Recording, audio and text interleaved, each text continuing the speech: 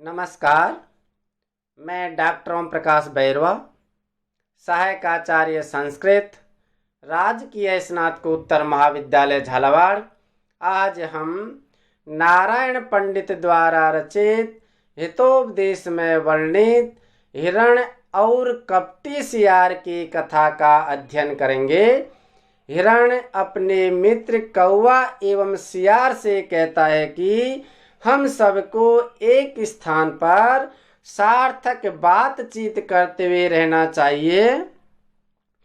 काकेनोक्तम, काकेन उक्तम, काकेन यानी कौवे के द्वारा, उक्तम यानी कहा गया। कौवे ने कहा एवं अस्तु, एवं अस्तु, एवं यानी ऐसा ही, अस्तु यानी हो, जैसा आप चाहते हैं वैसा ही हो। मेरा काम तो केवल परामर्श देने का था, मार्गदर्शन करने का था, बाकी जैसी आपकी इच्छा। अथ इसके पश्चात प्रातः सर्वे, प्रातः यानी प्रातः काल, सर्वे यानी सभी, यथा अभिमतम देशम गतः, यथा यानी जैसा, अभिमत यानी चाहा गया, देशम यानी क्षेत्र जगह, और गता यानी चले गए।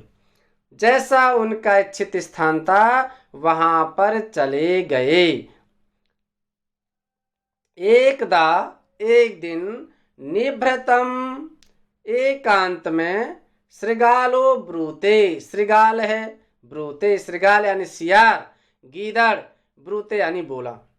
एक दिन एकांत में सियार बोला, सखे मृग, सखे हे सखा, हे मित्र, मृग यानी हिरण, तस्मिन्नेव वनेक देशे सस्य पूर्णम क्षेत्रम अस्ति, तस्मिन एव, तस्मिन यानी इस, एव यानी ही, वन एक देशे, वन यानी वन के, एक यानी एक, देश यानी स्थान पर, सस्य पूर्णम धान से युक्त, हरि धान से युक्त, क्षेत्रम अस्ति, क्षेत्रम यानी खेत, अस्ति यानी है।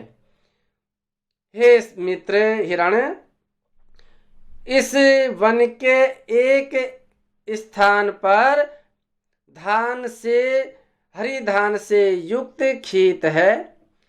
तत् अहम त्वाम तत्र नीत्वा दर्शयामि, तत् इसलिए, अहम यानी मैं, त्वाम यानी तुम्हें, तत्र यानी वहां पर, नीत्वा यानी ले जा करके, दर्शयामि यानी दिखाता हूं, इसलिए मैं तुम्हें वहां ले जाकर दिखाता हूं। तथा कृते सती, तथा यानी वैसा, कृत्य यानी करने पर, सत्य यानी होने पर, वैसा करने पर, उसके द्वारा, सियार के द्वारा उस हरि धान से युक्त खेत को दिखलाने पर, वह हिरण प्रत्यहम, प्रति अह, प्रति यानी प्रत्येक, अह यानी दिन, रोजाना, तत्र गत्वा, तत्र यानी वहां, गत्वा जा करके, शस्यम खादती, शस्यम यानी जो हरी भरी जो धान थी, उस खेत को या धान को, खादती यानी खाने लगा। वह हिरण रोजाना उस खेत में जा करके और उस धान को खाने लगा। ततः इसके पश्चात दिन कतिपय ने, दिन कतिपय कुछ दिन के व्यतीत हो जाने पर, क्षेत्रपतिनः, क्षेत्र का जो, खेत का जो पति यानी स्वामी अर्थात किसान है, उसके द्वारा, तत्दृष्ट्वा उस खेत को उजड़ा हुआ देख करके, उसके फसल को नुकसान हुआ जान करके, पास है तत्र योजिता, पास है, पास यानी जाल, पासहा जालों को या फंदों को, तत्र यानी वहां पर, योजिता यानी लगा दिया, वहां पर उसने फंदों को डाल दिया। अनंतरम, इसके पश्चात, किसान द्वारा खेत में जाल बिछा देने के बाद, पुनः आगत है, पुनः यानी दोबारा, आगत यानी आने पर, मृग यानी हिरण, तत्र चरण है, तत्र यानी वहां पर, चरण यानी विचरण करता हुआ या चरता हुआ, पास है बद्ध, पास यानी पास में, जाल में, बद्ध यानी बंध गया, वह जालों में बंध गया। अचिंत्यत और विचार करने लगा, सोचने लगा। को माम इत है, को कह यानी कौन, माम यानी मुझे, इत यानी यहां से, इस काल पासादिव, काल पासात इव, काल पास के इव यानी समान, यमराज के पास के समान, व्याध पासात है, व्याध यानी शिकारी के, पासात यानी जाल से, शिकारी के जाल से, त्रातुम बचाने में मित्रादन्य समर्थ है। मित्रात मित्र से, अन्य यानी भिन्न दूसरा, समर्थ यानी समर्थ हो सकता है। इस यमराज रूपी पास के समान शिकारी के जाल से बचाने में मुझे मित्र के अलावा कौन समर्थ हो सकता है। अर्थात मित्र के अलावा कोई नहीं बचा सकता। शत्रु तो और भी ज्यादा फंसाना चाहते हैं। अत्रांतर ही, अत्र अंतरे, अत्र यानी इसके, अंतर यानी बाद में, जम्बूक है तत्रागत है, जब वह हिरण्य उस जाल में फंस गया उसके पश्चात सियार वहां आया और आकर के उपस्थित है, अचिंत्यत, उपस्थित होकर के, अचिंतित यानी विचार करने लगा, सोचने लगा। फलितस्तावत अस्माकं कपट प्रबंध है, फलित है, फलीभूत हो गया है, तावत यानी तो, अस्माकं यानी हमारा, कपट प्रबंध है, कपट का जो छल का, प्रबंध यानी योजना है, मेरी जो कपट की जो योजना थी, छल का जो प्रबंध था या छल की जो योजना थी वह फलीभूत हो गई है। छल की योजना क्या थी कि हिरण से दोस्ती करके और उसको जाल में फंसाना और किसान के द्वारा मारने पर और उसका मुझे मांस आदि प्राप्त होना, ये जो मेरा छल था वह मेरा फलीभूत हो गया है।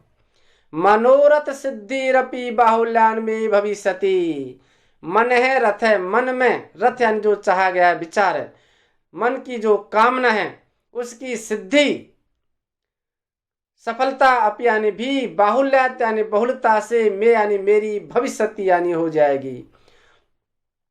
और मेरे मन की जो योजना है वह भी मन में जो चाहा गया है, मेरी जो इच्छा है वो भी बहुलता से सब प्राप्त हो जाएगी, उसकी सिद्धि हो जाएगी और मुझे बहुलता से खाने को सामग्री मिल जाएगी। यत है, एतस, यत यानी क्योंकि, एतस यानी इसके, सियार जो हिरण है इसके, उत्कृत मानस है, उत्कृत यानी काटे जाने पर, किसान द्वारा काटे जाने पर, मांस ऐसृग लिप्तानी, मांस यानी मांस और ऐसृग यानी रक्त, खून से, लिप्तानी यानी सनी हुई, अस्तिन यानी हड्डियां, मया यानी मुझे, अवश्यम प्राप्तव्यानी, अवश्य यानी अवश्य, निश्चयी, प्राप्तव्यानी यानी प्राप्त होंगी। किसान द्वारा इसे काटे जाने पर रक्त, मांस एवं रक्त से सनी हुई हड्डियां मुझे अवश्य प्राप्त होगी, क्योंकि किसान इस पूरे हरिण को नहीं ले जा सकता है, इतना वजन को ले जा नहीं सकता है, वह हड्डी आदि को यहीं छोड़ के जाएगा। उससे बाहुल्येन मम भोजनानि भविष्यन्ति, बाहुल्येन यानी बहुलता से, मम यानी मेरा, भोजनानि यानी भोजन, भविष्यन्ति यानी हो जाएगा, और इससे बहुलता से मेरा भोजन हो जाएगा। च, च और स यानी वह, मृगस्तम दृष्ट्वा उल्लसितो ब्रूते, च और स मृग है, स यानी वह, मृग यानी हिरण, तम उस सियार को, मित्र को, कपटी मित्र को, दृष्टवा देख करके, उल्लासित है, उल्लासित हो गया, प्रसन्न हो गया, गदगद हो गया, और ब्रूते बोला, गदगद होकर के बोला, सखे, हे सखा, हे मित्र, छिंदी काट दो, तावत यानी तो, मम यानी मेरे, बंधनम यानी बंधन को, मेरे बंधन को काट दो, मुझे आजाद कर दो।